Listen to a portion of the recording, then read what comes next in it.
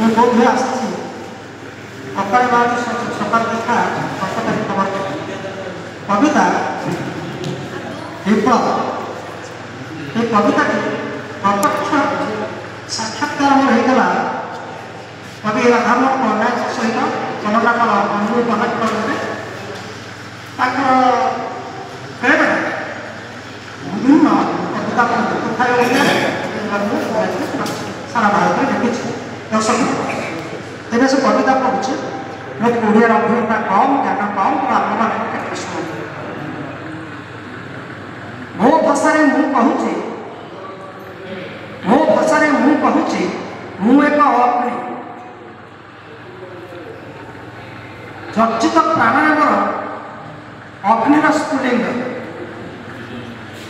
ବେଳେବେଳେ ପାକଶାଳା ନିଆତ ଆଉ କେତେବେଳେ ହୋମଗ୍ନି ସର୍ପ ମଙ୍ଗଳମୟ ଆଉ କେବେ ସବୁଜ ତରୁହନ୍ତା ପ୍ରଳୟ ମଣ୍ଡଳ। ମୋ ଭାଷାରେ ମୁଁ କହୁଛି ମୁଁ ଏକ ଭୂଖଣ୍ଡ କିଛିଟା ଗଦା